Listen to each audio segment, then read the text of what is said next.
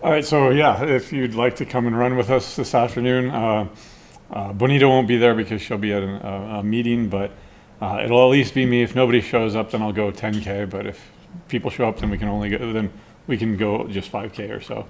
It's going to be a little bit warm, so make sure that you dress appropriately. But that was one of our first runs back in 2019. Okay, it was raining that day, and so some of those folks dropped out immediately. But that's the most number of people that we've ever had, by the way. So yeah, if you'd like to, it's at. Oh, whoa. Okay, no, that's. All right, nobody's going to show up now because it is at 3:30 or 3:45 this afternoon. All right, that's something to fix. Unless this is Friday, September 3rd. This is the wrong posting. This is definitely wrong. Oh my God. All right, so this should be this week's Bits and Bytes. There it is. And then, there we go. Okay, yeah, there we go. 3:45 to 4:45. Well, we'll go about a pace of 6 minutes a mile, or 6-minute K, so 30 minutes for 5K if you want to. But if you're interested, go ahead and meet us outside the Shore Center this afternoon. All right. So, yeah. No.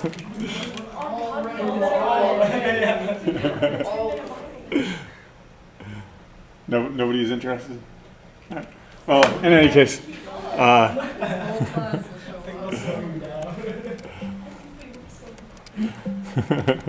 that's all right. Let's see. All right, so picking up where we left off last time, remember that we were looking at pitfalls with arrays in C. Basically, you are responsible for memory management.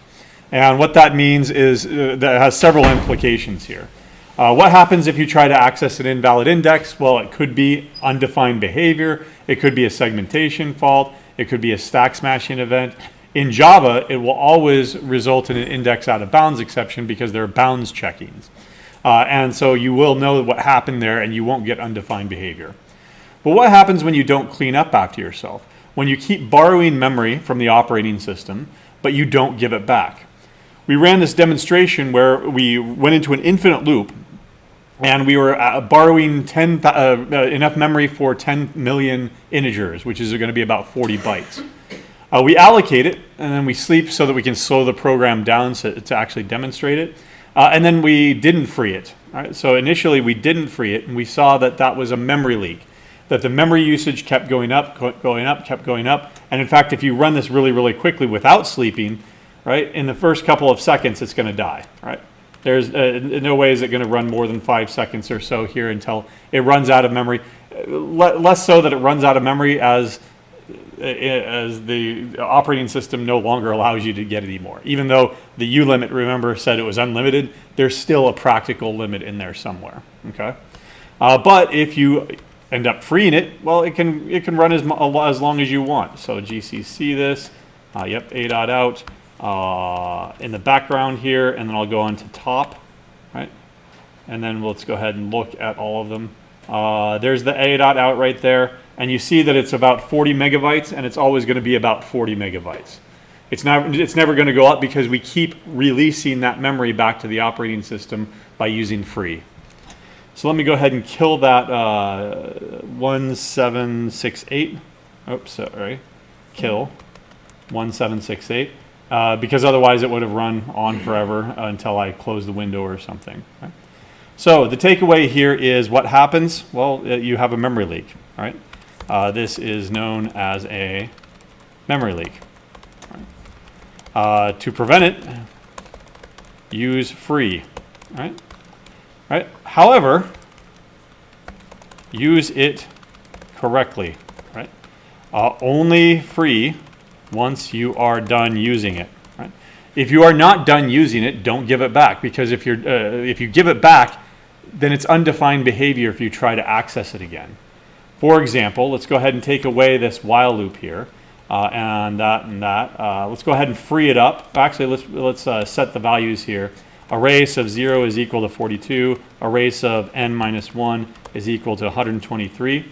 Then we'll free it up, but actually I still need that. Let's go ahead and print it out. Printf, a arrays of 0 is equal to %d and the line, arrays of 0. Right? Okay. Now what's going to happen here? Let's go ahead and run it. You're trying to access memory that you already gave back, that no longer belongs to you. As a result, it's going to be a segmentation fault, or at least undefined behavior. If it were a lot smaller and fit into one page of memory, memory is given in pages, usually 1K, 2K, 8K, or something like that. Because if you actually only ask for 1 byte, it's not going to allocate 1 byte. That's kind of wasteful. It's going to allocate an entire page of memory that your memory fits into.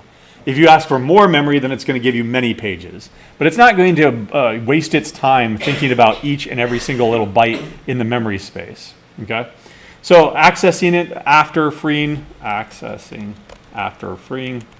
is going to be undefined behavior or seg fault. Okay? So I'm going to go ahead and get rid of that.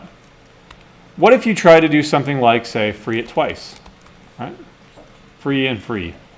And then let me make sure that it's not going to optimize that away or something like that. I'll try to access it after. No, not like that. I think free here will actually do what I want it to do here. So can you give something back that you've already given back? Nope. So again, a segmentation fault. Sometimes it'll be what's called a double free error, right? So a double free error or seg fault, right? So just make sure that you're using it correctly. If you use free inside of a function, or if you create something inside of a function, which we'll talk about here momentarily, who owns it, right? Who owns that memory? If I give it back to the calling function now owns it. If I don't give it back to the calling function, then it's my responsibility for cleaning it up. So you need to make sure that you're calling free, and you need to make sure that you're calling it in an appropriate place. Okay? We'll look at a tool later on called, I can't believe we'll look at a tool that's a dynamic analysis tool later on that will detect memory leaks and report them back to you, right?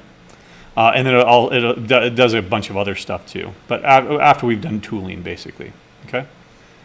All right. Ultimately, again, you are responsible for memory management. Right? That's in C. In Java, you don't have to be responsible. In fact, you can't be responsible for memory management. Over in Java, you have this thing called, I'm no longer using it, so system.gc. What do you think the GC is short for? So memory, when it's no longer used, we call that garbage. So this is garbage collection. You can try to invoke it, but this is only going to give its best effort. If you actually read the documentation, it depends on what the algorithm is being used to clean up memory, right? It might say, nope, it's not worth it. There's only 5 bytes over there that I could clean up. I'm not even going to bother doing that because that would waste my time. So even though you explicitly call it, there's no way that you can actually force it to, unless you rewrite the Java virtual machine and provide your own garbage collection algorithm, right? Which you're not going to do. Don't bother doing that. All right, so arrays and functions. Now we're back in C. When you pass an array to a function, you also need to pass the size of the array. Now why? Because there is absolutely zero way, and I will emphasize this with all caps, no way to tell the size of an array, of a dynamic array. You might do a Google search and you'll get a couple of hits from Stack Overflow saying, oh yeah, you can do it, here's how you do it. They're always they're either wrong, or they're only ever speaking of static arrays. And of course static arrays you can determine what the size is because that's done at compile time. The compiler does that for you. But with dynamic arrays, there's zero way that you can tell how big it is. As a result, you have to tell the function how big it is. So let's go ahead and, let's go ahead and create a couple of examples here. I'll just go ahead and do a quick primes here. Is equal to 2, 3, 5, 7, 11, 13, 17. I missed something, didn't I? Or did I? 19, 23. I think that's good. All right. How big is that array? It's the first 9 primes, isn't it? 3, 3, yep, 9 primes. Right? So I'm going to have to keep track of that in this variable here if I ever want to, to pass this off to a function. Oh, here's a good question. What if I tried to free primes right now? Oh, what am I doing? I'm in the wrong IDE. Sorry. There we go. All my white space is screwed up, but I just fixed it really quick. What's that other tool that I could use at the command line to do it? A-style. Good. So what would happen if I tried to free this? Right. First of all, it's giving me a warning that you should not be doing that because it is an unallocated object. In other words, it's allocated on the stack. Can you free your stack space? It's not a good idea, right? That's saying you can go ahead and screw around with my stack space all you want because I'm not going to use it. Well, no, your program is still running. You're going to use it. And so segmentation fault, right? All right, so we do not free static arrays. We only free dynamic arrays, right? But now let's go ahead and design a function that will, I don't know, sum them up, right? Maybe take the average, whatever you want to do. Let's go ahead and sum them up first, okay? So what should I call this function? Sum, good, right? Not hard to name those things. I'll go ahead and return an integer here, okay? All right, so let's pass this, an array in here. So is it one thing? No, it's not one integer. It's many integers. How do we say there's many integers over there? Pointer, exactly, right? Pointer to the array, and I need to tell it how big it is. If I didn't tell it how big it is, then how do I know that to write a for loop here to run over for each element, right? So I'm going to have to put in n here. Typically it's n, m, right? You could call this size if you want, size of the array, size of ARR or something like that. Size, that's getting too generic because sometimes when you say size, you mean bytes rather than the number of elements. Sometimes people will use nel, number of elements. I'm just going to go ahead and use n. All right. Okay. So let's go ahead and implement this now. And by the way, what should I have done at the top? Documentation, right? Sums the given elements in the integer array of size n. Right. There, now we're being explicit about as to what n means there. Okay. It's kind of like int I is equal to 0, I, j, k, right? Those are not descriptive variable names, but in the context of a for loop, they're perfectly fine. In the context of a function that you're passing in a pointer, right, then you know that it's going to be the size of the array. All right. From now on, what is the very first thing that you should do when you design functions that you're doing this week? Error checking, exactly. So let's check for errors. What could go wrong with ARR? Null. Okay. What could go wrong with n? Less than 0, or n is less than 0. Okay. I agree to both of those things. What about less than or equal to 0? Can you have an array of size 0? It's not that useful, but yeah, you can, right? That's valid, right? Think about your set theory, right? Remember that A union B, A intersection B? There's this very special set called the empty set that you need for all of your set theory to work. The empty set is a set of size 0. It has nothing in it. We have an array of size 0 with nothing in it. Right? So I'm not going to consider that to be an error. What should I return in this case? Return 1 error code. That's not, this thing has not been designed to have error codes. We're always returning a result, right? So how do I know that it's like 1, 0, 0, 0, 0, negative 10, positive 10, and if I sum those all up, the sum is actually 1. How do I distinguish between an error code of 1 and the sum being 1? Right?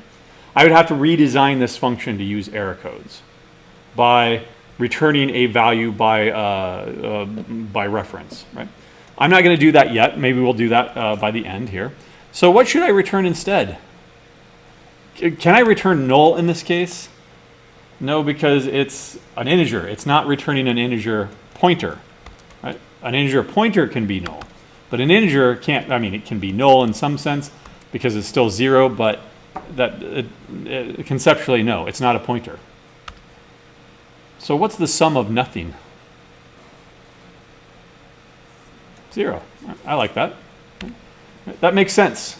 So we'll return 0 because if you give me nothing, then I will give you, well, summing of up. It's called vacuousness, right? There's nothing in there, so if you sum them up, the sum is 0. Otherwise, it's an idiomatic for loop here. I is equal to 0, I is less than n, I plus plus, and we need a total, int total. Is that correct, by the way? Plus equals array of I. Now, what is stored in total after line 28? Garbage, maybe 0, right? But I should always initialize my variables. Okay? What is the sum of the first 9 primes? Int sum is equal to sum of primes. And n. Is it a good idea, by the way, to have a variable and a function with the same exact name? Not that bad, but I don't like it personally. Printf. Sum of primes is %d and the line s. Right. Let's go ahead and run this and see that it works. I don't know if it works or not. Right? Is that a good test case? Do I know what the expected output was going to be? No. I should be using another tool like Wolfram Alpha. Sum of the first 9 primes. 100. Okay. There. We saw some folks trying to do this in their test cases, where they went 2 plus 3 plus 5 plus 7. Right? They wrote it all out as an expression, and then they let the code do it for them. That's not really a great test case because you're still relying on your code to get the answer. Get the answer using something else entirely, not the run with announcement though. Right? Okay. All right. So I'm convinced that this works. How would we redesign this function to be using error codes instead? So returns a non-zero error code for any error. I would need to pass in another parameter here, right? Int total. And it would be a pass by reference variable here. Right? So now I'm going to return an integer, sum by ref, right? Because I have to have a different name here, right? And the way that that would work is virtually the same, except what? Oops, sorry. I'm going to go ahead and copy and paste most of this stuff, right? And what would look different? First of all, let's start at the top. If it's null, if it's less than 0, less than 1, then I'll return 1 because there's an error there. What else could go wrong now, though, because I've got a third parameter? Total is null. Right? Now, maybe that's a different error code. Right? Else, if total is null, there we go, then that's a different situation. Right? It's a different situation that I'll return 0 or return 2 or something. Right? Again, I wouldn't really consider these errors anyway. I would prefer the original that we just did, but this is good exercise here. And then we'll return not total, but we'll return 0 for no error. How do we return the total? Be careful here. You now have 2 variables named total. Right? So let me go ahead and get rid of that other total there. What do I need to do to this total to make it into a regular old variable? It's a pointer variable, right? Asterisk. Now it's a regular old variable. It's still wrong. What is in that variable total before I begin at line 52? Who knows, right? I could have put like 5 up here. Let's go ahead and put in, I want sum is equal to 42. Now I'll say that sum by reference, and then I'll pass in s. Right, there we go. And what's it going to report now? 42 plus 100 is going to be 142. What should I have done here? Similar to what I did before by zeroing it out, what should I have done here? Total is equal to 0. Nope. That's a pointer variable on the left-hand side, regular value on the right-hand side. How do I make them mesh? Again, an asterisk there. Right? The dereferencing operator. And now I get the same answer again. Okay? The point is, though, that for both of these, I have to pass in the size of the array. Okay? All right. So a bunch of other examples. Actually, so the next thing I want to do is let's come back here to sum, the original sum. Here, let's go ahead and get rid of this and go with the original sum. There we go. And we're good. Okay. What I want to do is I want to do something stupid. Right? So after I add it, what I'll do is I'll say array sub I is equal to -1. Or, yeah, -1. All right? Now, should that be happening? I get the same answer, right? But at the same time on line 40, what have I done? I've changed your stuff, right? Do you want me to sum stuff up and change your stuff, delete all your data? Probably not. How can you prevent me from doing this? You can prevent me from doing this by making this read-only. Is there a key word that we've explored before that you can't change this? Const. Right?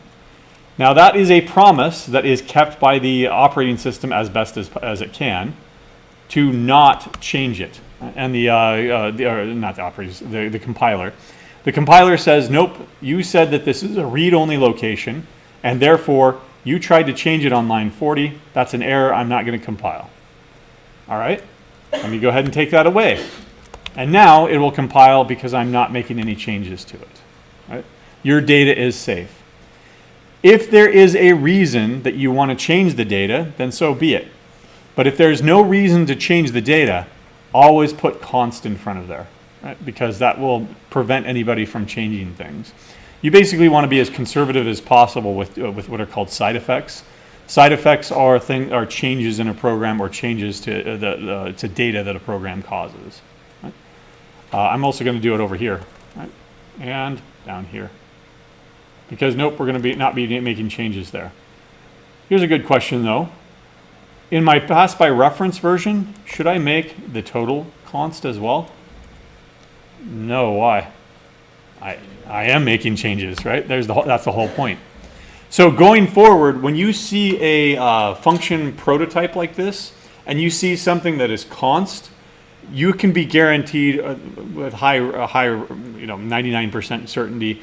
There are ways around this, by the way, but it includes writing some underhanded C code, and tricking the compiler into thinking that it is const, right? But anyway, you can be sure that it's not going to make changes. If there is no const, right, then you can almost be assured that changes will be made. Otherwise, they would have made it a const, right? So, almost assuredly, there's going to be changes to this variable right here. Okay. All right.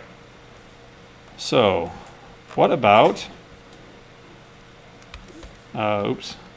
You can pass an array to a function. Right?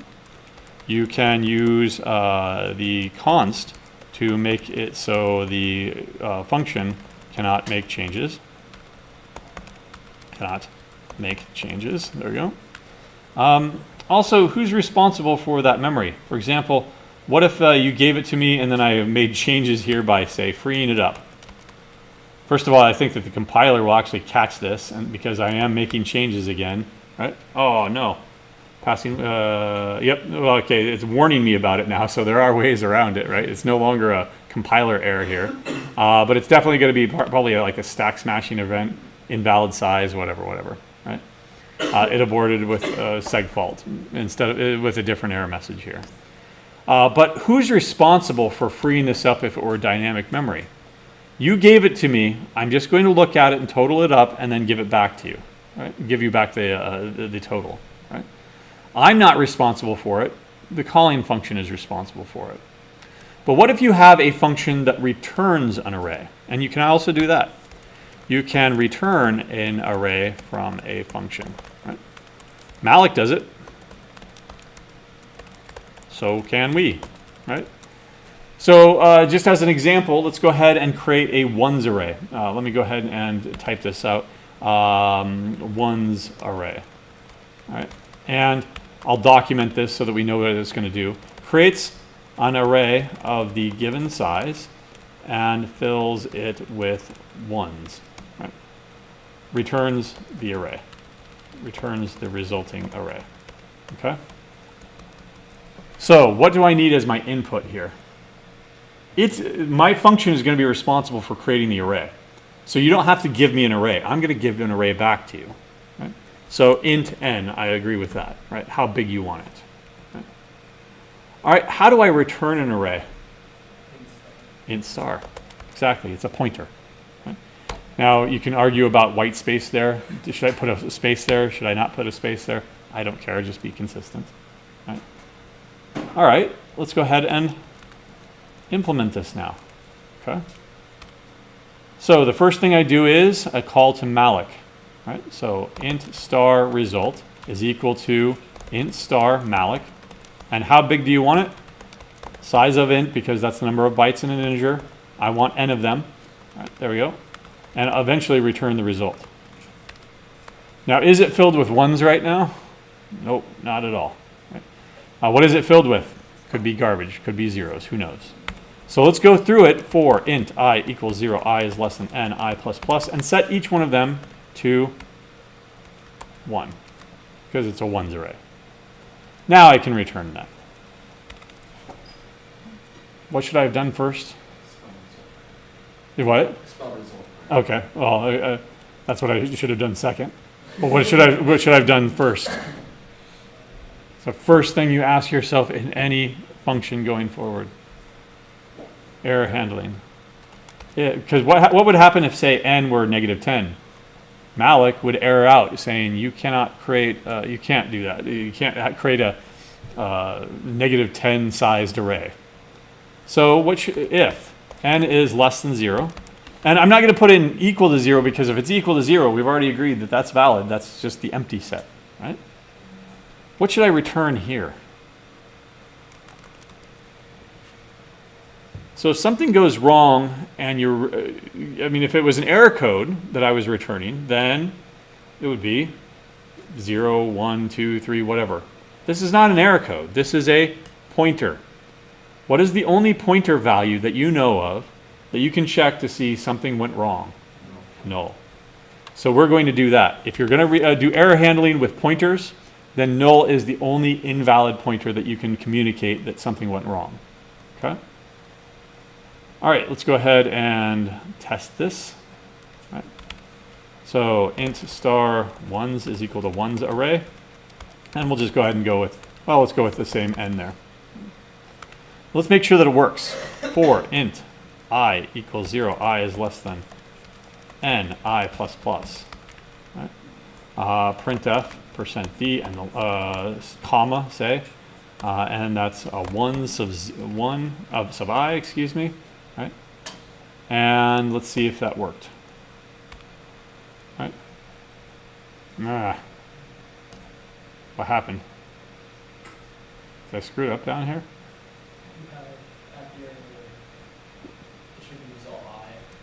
Duh. Thank you. Is that all that I screwed up? It looks like it, because the first one was correct. All right. There. There's still something screwed up here. Right? Does it look pretty? No. You have, it looks okay, but I should have probably gone to the next line. I don't like that trailing comma. Right? And also, this is an array, so I want to surround it with square brackets to make it look really nice and pretty. Right? Well, that sounds like functionality that I would want to use over and over and over again. So what should we do at that point then? Create a function. Prints the given array of n integers to the standard output. So I'm not going to return anything. Print array int star arr, because it's a pointer to an array. And what else do I need to give it? The size. Always communicate the size. Okay. Oops. I already wrote most of the code, so I'm going to go ahead and copy paste, and print array ones n. There we go. How can I make it look pretty so that that trailing comma is not there? Stop, right? Stop before you get there. And then handle that last one by itself with no comma, but a closing square bracket, and we'll go down to the next line for good measure there. That means I also need the opening bracket there. No end line. Oops. Not ones, array and array. There we go. I is undeclared. What do you mean? Oh yeah, I would be undeclared right there. So where is the last one? N minus one. Oops. N minus one. And then have a return statement, even though it's not absolutely necessary.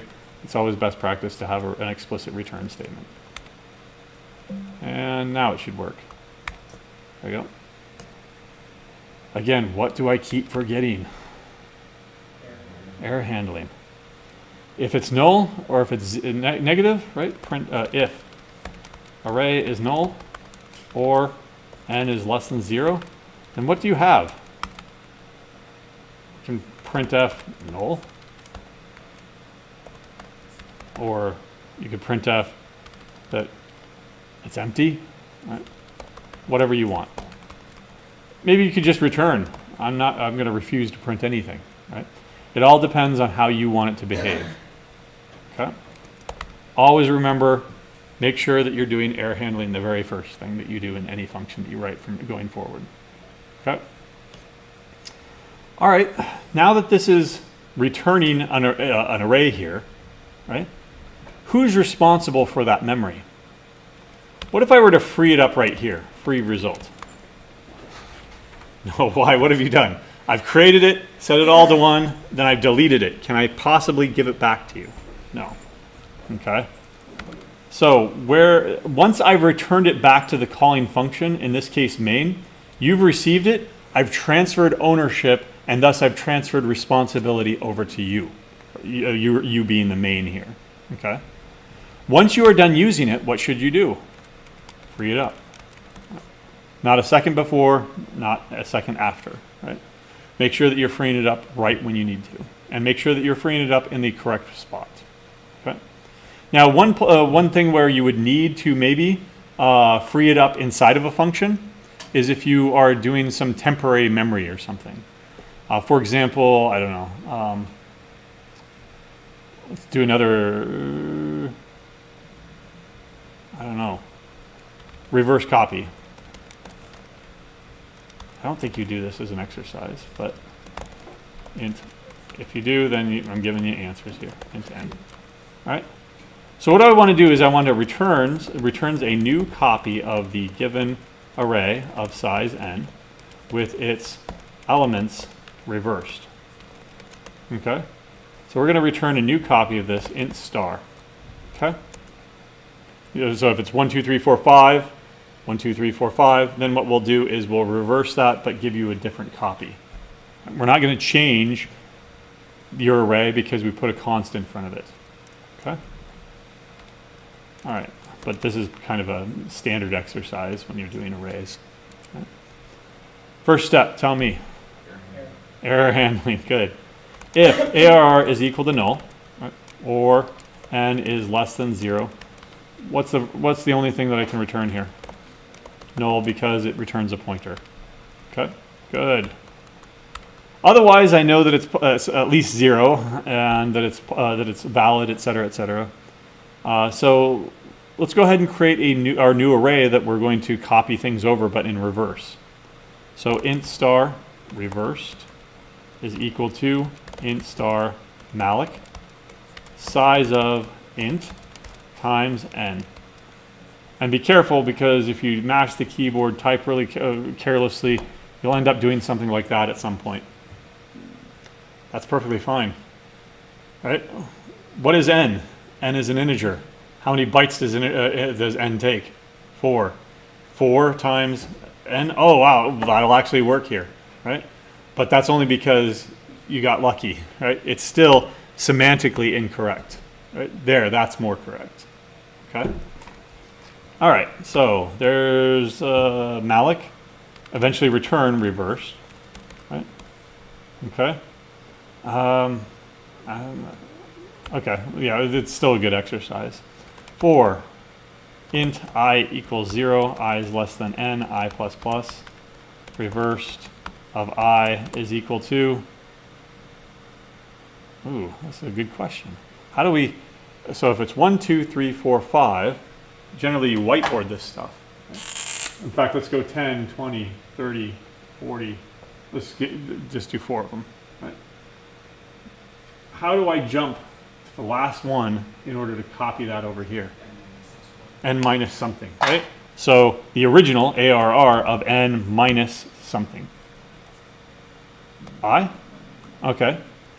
Now let's figure this out for the first iteration. N is, say, 4, for our example right here. And then I is 0. So you'll be copying index 4. Remember, it's 0, 1, 2, 3. So you are off by 1. Right? That'll work. Okay. Darn it. I thought that would be the example that I wanted, but it's still a good exercise there. We'll probably do more examples of where you would want a temporary array. Actually, I've gotten one now, and we've got plenty of time to do it. All right. Let's go ahead and create our first filter function. Right. So, let's say creates a new copy of the given array, but only with even values stored in it. So for example, if the input is, say, blah, blah, I'm doing all even date, 3, 9, there we go. Then this will end up returning 2, 6, 3, 4, and 6. There we go. So duplicates are allowed. The relative order will be maintained, but we will filter out all odd numbers, right? So I'm going to create a brand new copy of this and then give that back to you. What should we call this? Filter evens. You're filtering out the evens? You're filtering in the evens. I don't know if people say filter 2 evens? Retain evens? Remove odds? Okay. Remove odds. Well, you're actually changing that tells me that you're changing the original. Remember, there's only 2 difficult things in computer science, and one of them is naming things, right? So const int star array int n, right? And maybe something else will come back to it, right? And I'm going to return a brand new array, okay? I don't know, what should we call this? Filter odds? It's still not very satisfying. Filter out odds. Maybe you should just take the docs and just remove the spaces in them. The what? Take what you wrote for the docs and just make that the name. Okay. Create that entire thing. So in auto-generated code, they do have that, right? With auto-generated code, it'll just take a whole bunch of words and mark them together because you have to actually never see the auto-generated code, and so it doesn't matter how long it is. Right? Filter out odds. All right, go with it. All right. Don't spend too much time on the minutia. That's called bike shedding, by the way. Right? Have you ever heard that term, or have I talked about that before? All right, so the idea comes from building a nuclear power plant. Right? It's such a complex engineering task that no one person can ever hope to understand the entire system, right? It takes an entire team, hundreds, thousands of people together to design, build, and implement and maintain a nuclear power plant. So nobody ends up arguing about the actual engineering details because they can't know all the engineering details. They're one part of it, right? But what everybody can argue on is what color to paint the bike shed out front, right? Now you get everybody arguing about, well, I think it should be blue. No, I think it should be white to reflect the most amount of sunlight. Well, I want it to be black so that it's warm in the winter or whatever, right? That's called bike shedding. They're arguing over something that is so inconsequential. Why? Because the arguments are easy, right? When the arguments are hard, then that's when nobody argues about it, right? There's also something. There's also a similar phenomenon in academia that the amount of people, the amount that people fight for something is inversely proportional to its importance. Right? People fight over. It's called Sayer's law. People fight over the stupidest crap, and this is why people hate meetings, right? Because no, color it whatever the hell you want. I'm gone, right? It's called bike shedding. It's a well-established phenomenon. Right? Anyway, back to this. What should I do first? Error handling. All right. So I'll put that as a to-do. Error handling. Right. Error handling. Right. We'll come back to it because we're going to change it. Remember, I've got those question marks there. Now, here's an instance where I don't know. I could go through and I could count up the number of odds and then create an array, or the number of evens and create an array of exactly that size. Or what I could do is I could just copy everything over, and then, now that's not even a good solution. Basically, what I want to do is I want to create a temporary space. This would work so much easier with strings now that I'm thinking about it, so maybe we don't want to do this. But you can create a temporary space to hold the evens. Right? Actually, yeah, let's do it this way. This is actually going to turn out all right, I think. To hold all of the numbers. All of the numbers. But only copy over the evens. Right? So that's going to be pretty straightforward because that's essentially what we did up here already. Right? So all we have to do is not reverse, but evens. Right? There we go. And evens. And instead of reversing this, we're going to have a control here if array sub I mod 2, remember, is equal to 0. That's how you know that it's even. Only copy it over if that's the case. All right? I, there we go. All right, now there's still a problem here because what if it's 2, 3, 4, 5? Now if it's 2, you copy it over here. If it's 3, you don't copy it. Right? When you get to 4 though, you don't want to copy it over here to the third spot. You want to copy it over here to the second spot. You want all of them contiguous here. So my solution is going to be create another variable. Int size, let's say. Or let's call it j initially. J. Now copy over to j the ith variable. Careful. What does j have to do as you copy things over? It has to increment. So if you've copied something, j++. Okay? Now at this point, what would we have with our example up here? Let me go ahead and grab that example. Again, this is why you whiteboard stuff, right? Here's the example. At this point, I have something that looks like this, but also I have question mark, question mark, question mark, question mark. Because what did I do? I created something that is the size of the original. Right? Okay? Because I didn't know how much up front that I was only going to copy over 4 things instead of 8 things. Right? I didn't want to have to go through and do some complicated summations or whatever. That would probably be the better solution, actually. But I instead created temporary space here. So let me call that temp. Temp. Right? Now you know how big the result should be. How big should it be? J. That's why I initially wanted to call this size, and I will do that now. In fact, I'll call it the new size. And I will change that, and change that. Right? So it should be new size now. Right? Now what I can do is I can copy this over. So instead of temp now, I will say result is equal to not n, but new size. Now it's only exactly 4 big, 4 integers big, right? And all that trailing space is now gone. But I still need to copy it over, but I do so unconditionally now.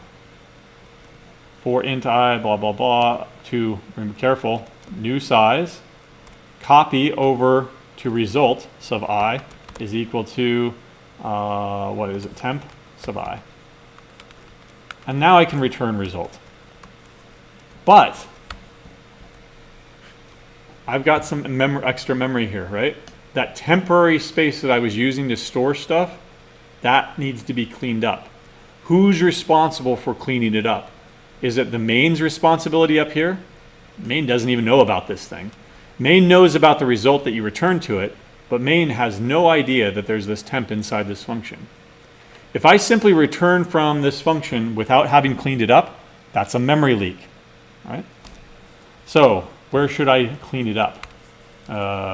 Free temp? No, because we still need to copy it down here. All right.